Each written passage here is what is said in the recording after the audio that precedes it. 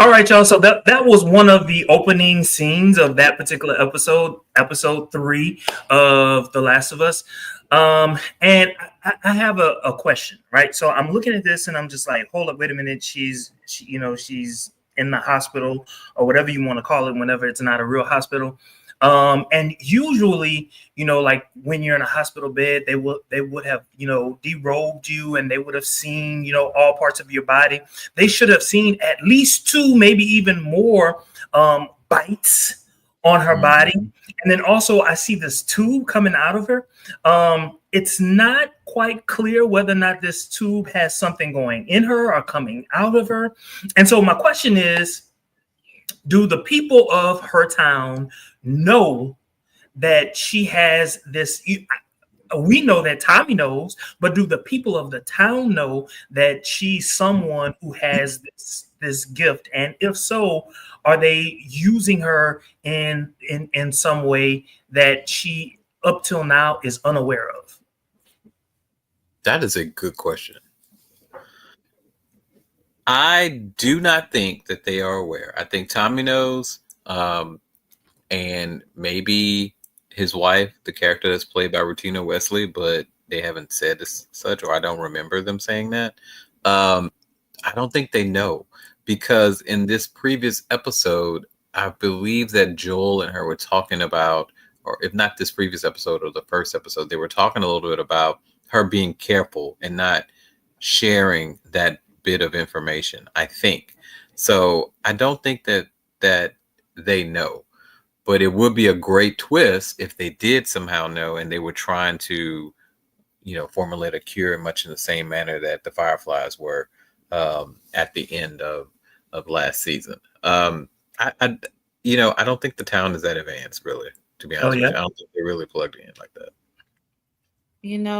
Typically, Corey, I would be 100% 10 toes down, 100% in agreement with you. But to quote Pretty Little Liars, 2 can keep a secret if one of us is dead. So if Tommy is aware of what Ellie has or is capable of, he has a wife, he has a loyalty to her, and we've been seeing that replay over and over again. The Tommy that we knew in season 1, versus the Tommy that we have now. He has a family, he has more to lose, he has his own community. Not that he doesn't love his brother, that's never going to be in question, but he has a different duty now. And so I would not be surprised. I would not be surprised, because the town was thriving. And so now we've taken a hit.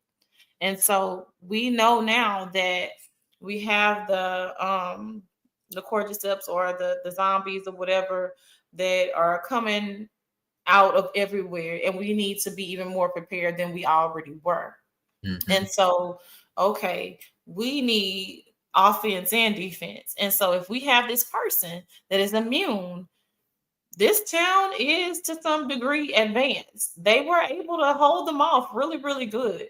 And Right. so it would be a mistake to think that they don't have people capable of at least trying to attempt to formulate some type of cure. You have a therapist there. You have all of these people that are ready to go to war.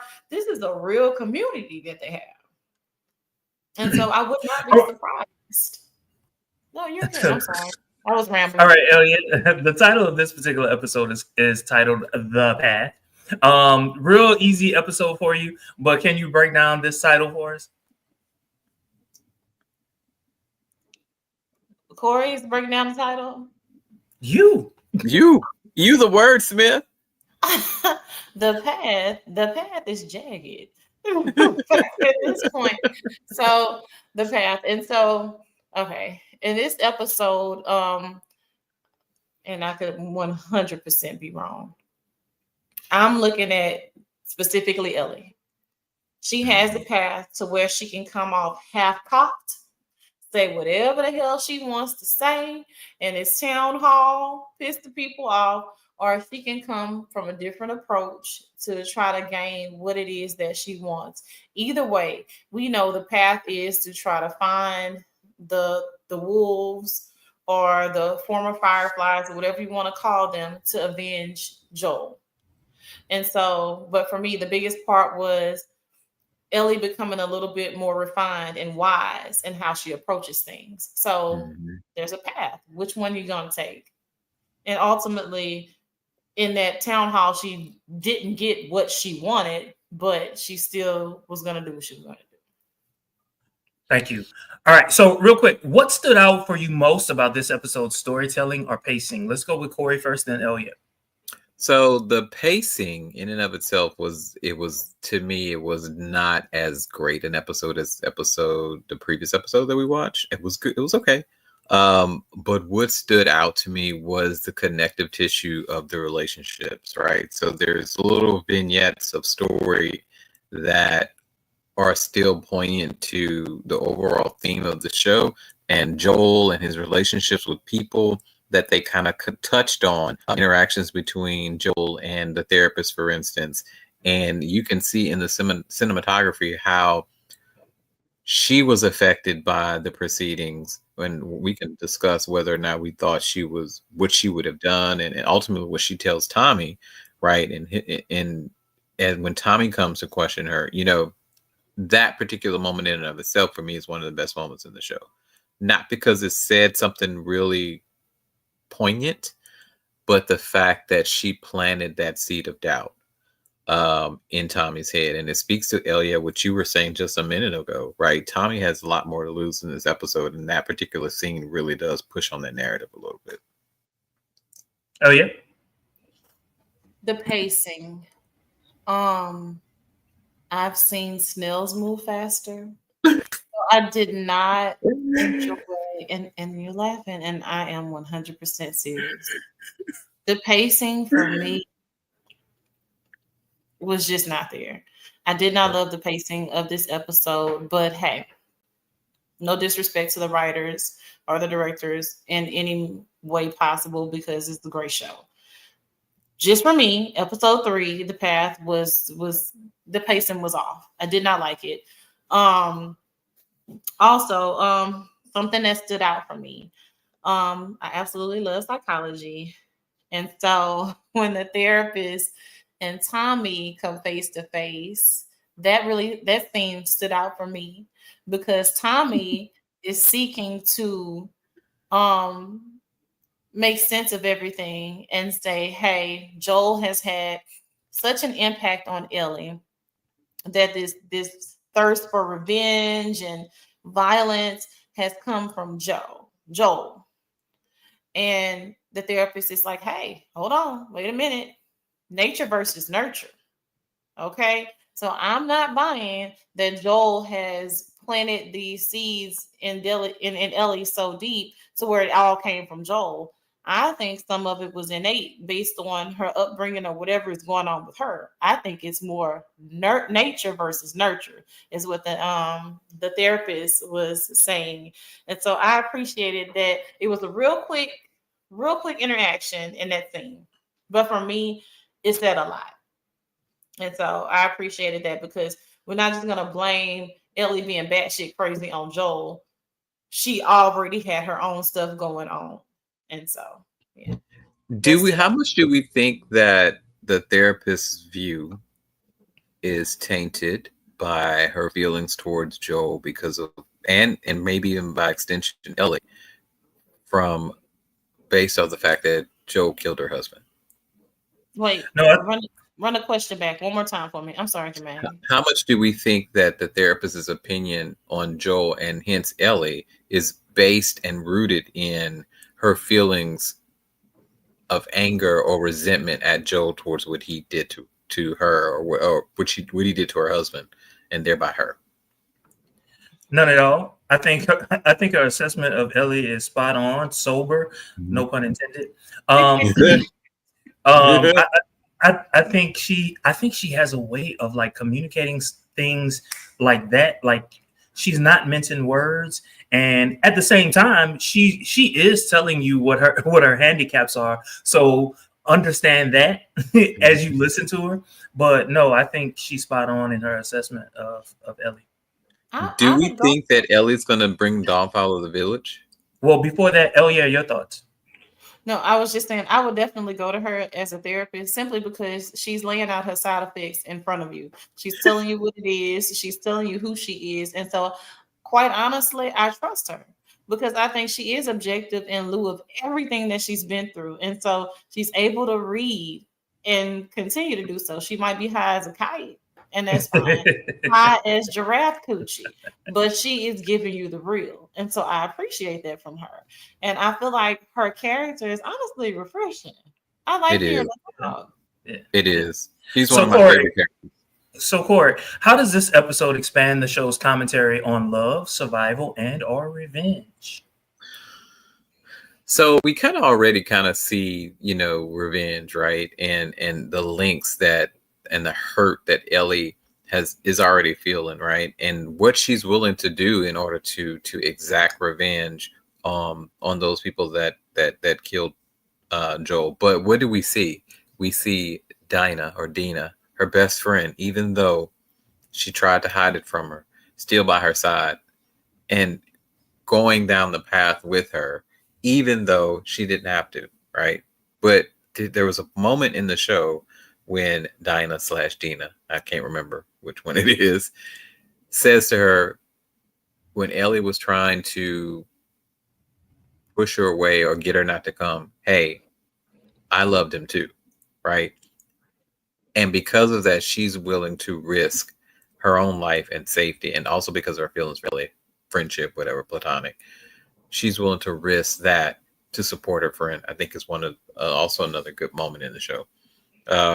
Now, the town's inability to support Ellie is another question, but I don't know if I think the town made the right decision, but I kind of, on the other hand, I kind of wish they would have supported her in a way.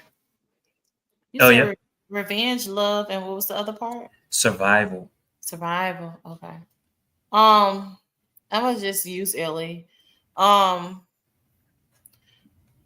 Whereas I feel like when she allowed herself to be vulnerable in that town hall and not Ellie her way through it, made me feel like, okay, she's grown, she's gotten wiser, but okay, I'm still going on this mission. So she's still thriving off the revenge aspect based on her love for Joel, and he's gone.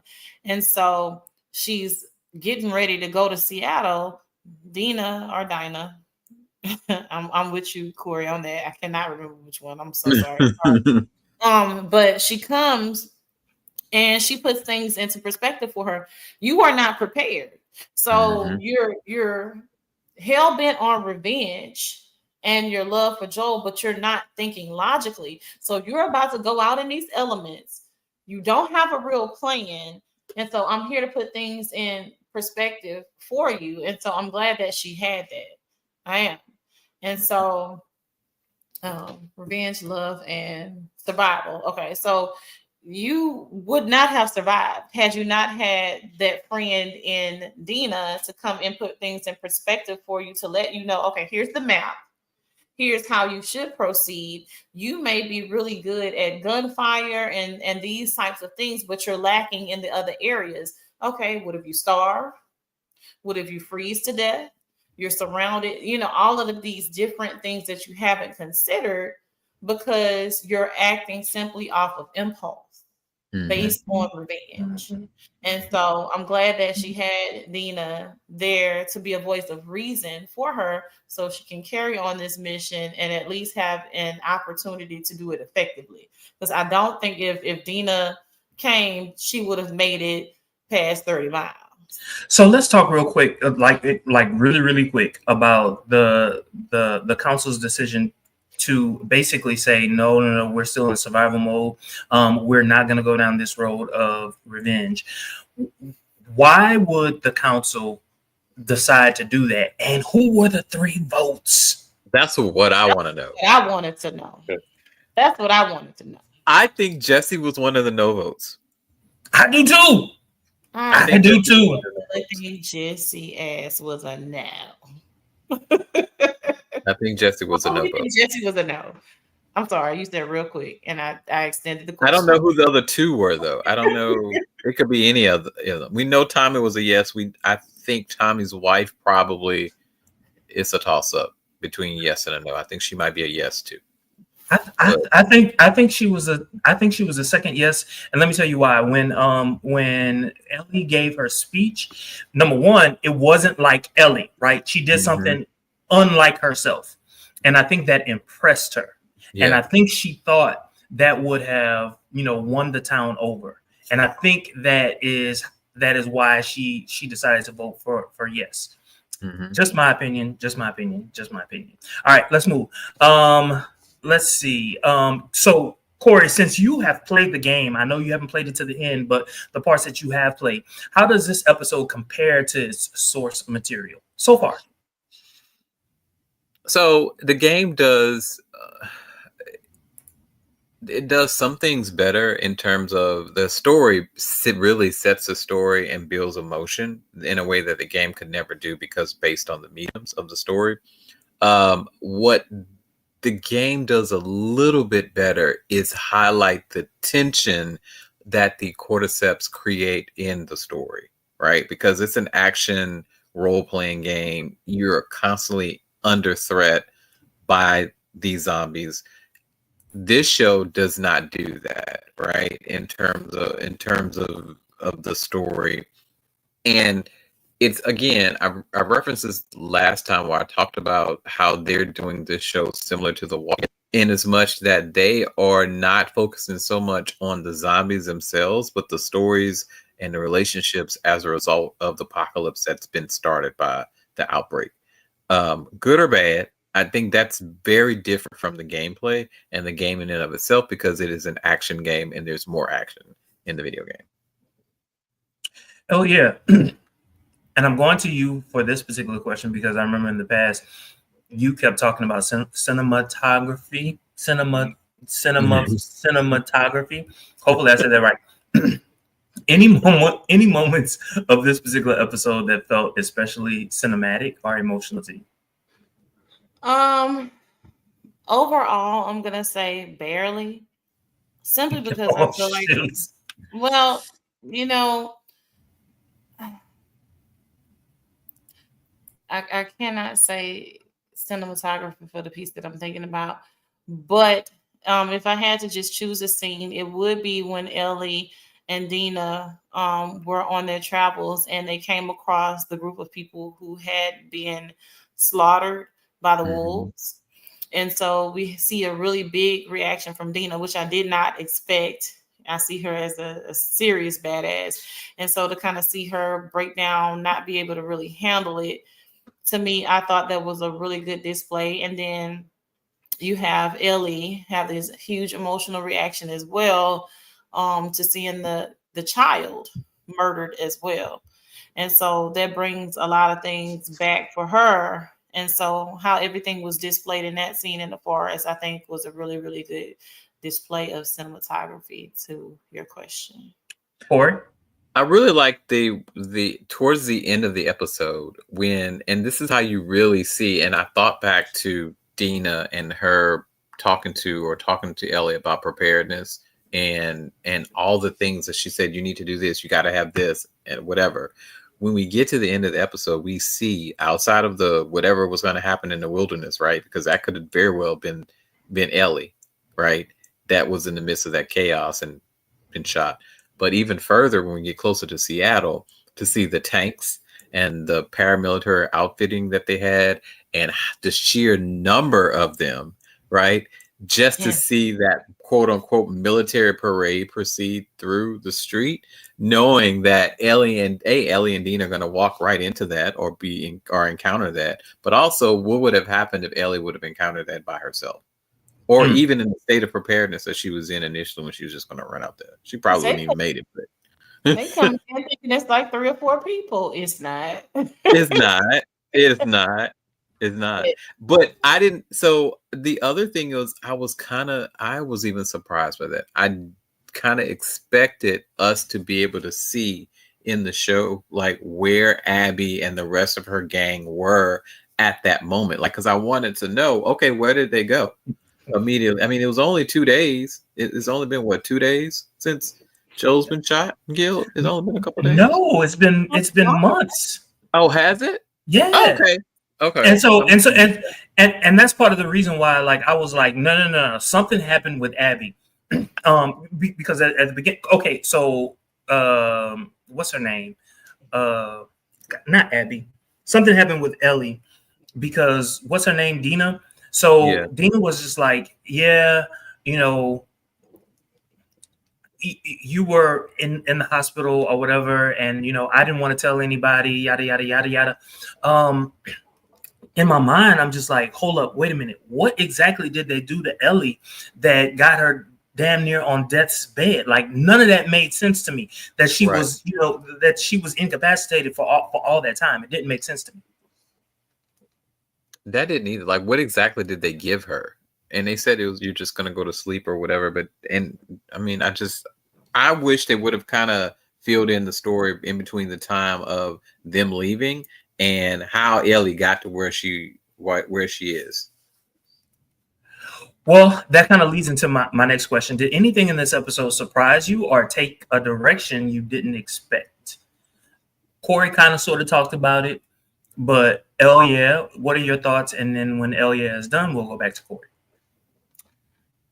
And because sometimes I have a Disney mindset, and I'm gonna keep whimsical, going back. baby. We're gonna call it whimsical.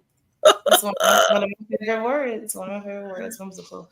But seriously, when they had the town hall and Ellie humbled herself and approached it the way in which she did versus the person who she's listening. But hey, we're waving at you.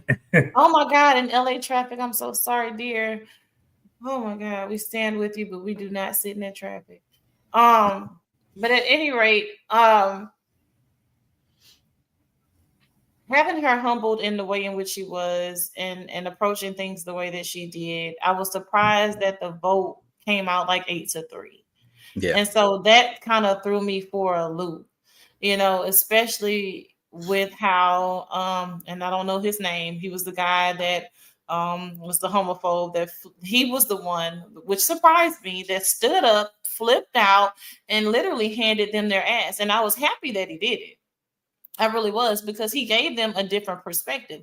We're not going to sit here and act like we're just playing a friendly game. No, these people came in, and they obliterated a lot of our people. And so we're just going to sit by and let them just slap us in the face and we turn the other cheek. No, I'm not Jesus. We're not doing that. And so I appreciated that display from him. And so that really surprised me. And Ellie surprised me by humbling herself the way in which she did and delivered an amazing monologue during that town hall. And Corey, I know I said I was going to you, but I guess, well, no, Corey, you go.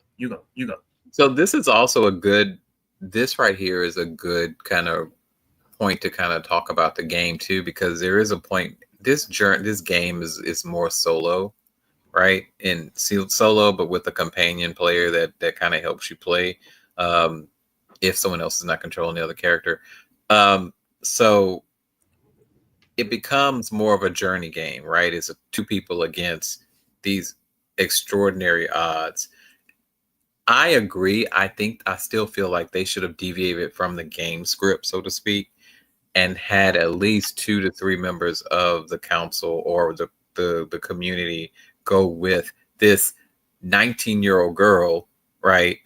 Or send other people with her so they can at least investigate and see what are they really up against. Because Joel was not just some regular, guy. He had experience. He took care of the community. He was in the military. He was in the military, and they basically, they took him out. It was not a game the way that they did it, right? Mm-hmm. And so they should be concerned for the safety of the rest of the town to ensure, hey, they also can go back and say, hey, there's this camp or the city, blah, blah, blah, blah, blah. They have all these resources. We need to go and take them out. And so that kind of that was the question that I was going to ask Elia. But what happens though? So if Ellie's town goes and attacks them, They're not going to kill everyone, right? Mm-mm. They're going to be looking for, that little group, but end up killing a whole lot of other people. And then what would their town, wherever they live, how would they react to that? Wouldn't they want to go back? And then like what then at what point do people just basically say enough is enough? And I'm Right. not advocating for that because I was definitely on their side. Like, no, go kill him, go kill him. I Mhm. wanted them. I wanted to see it. I I wanted to did see it. too.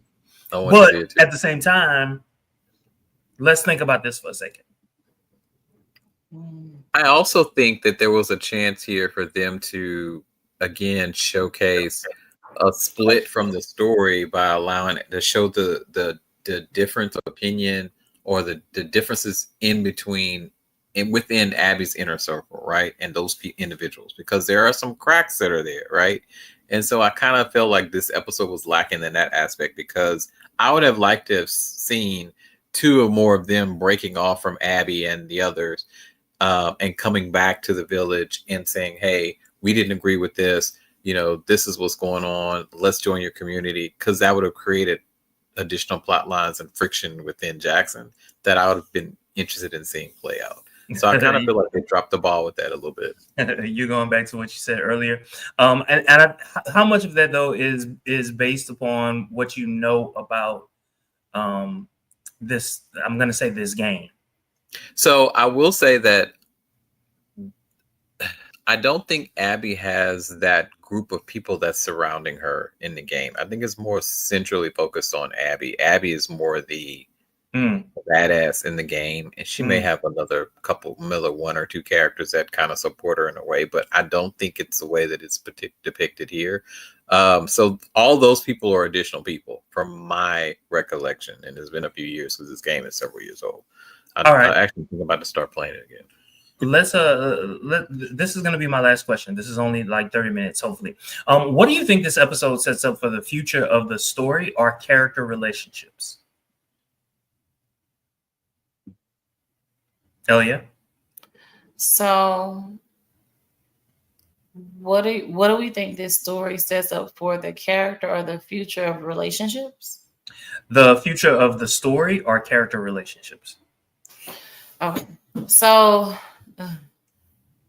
again, I feel like the revenge plot is going to continue, but in essence, I feel like there's gonna, at least hopefully, be a little bit more wisdom and strategy to how things are approached, as opposed to being haphazard and half-cocked.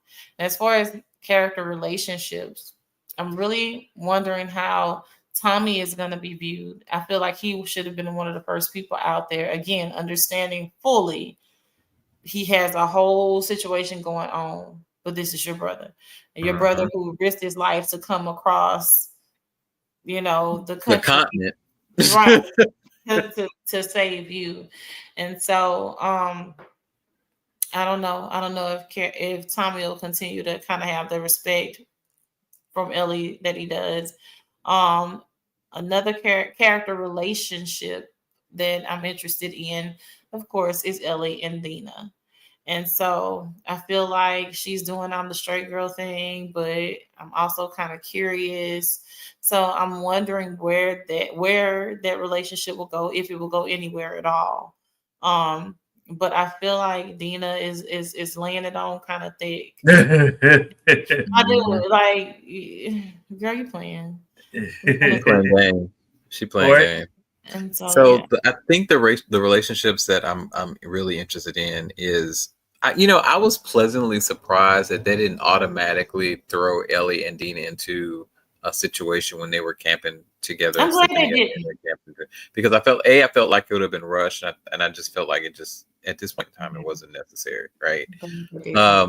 But one of the other relationships is I'm really curious is Tommy and the therapist or Tommy and the town, right? As a result of these dissenting opinions within the town, how is that relationship that Tommy has with other individuals on the council? How is that going to change, knowing that he voted yes? Are those those three people, are they going to be ostracized, or is it going to come out some kind of way how they voted, or how is that going to affect the decision making within the town? And then finally, I'm really curious to see what's going on with Abby's group, and are there any fractures that have appeared as a result of what happened? Because now we've gone a full episode and we haven't seen what's going on. You won't let it go. I won't let it go. This is like the second episode in a row where you talked about this. I know. It's because, and also, part of this is because I like that character, Tati. Abby? Tati Gabrielle. Oh, I don't like Abby, okay. obviously. Listen, I'm so happy to hear you. You've gone like the entire episode without saying you don't like someone. So thank you for that. Now I feel like, oh, it's going to be a good night's sleep because authentic Corey has presented himself. I don't like this person. And you said it, and now I'm okay. And I'm not being sarcastic. I'm serious.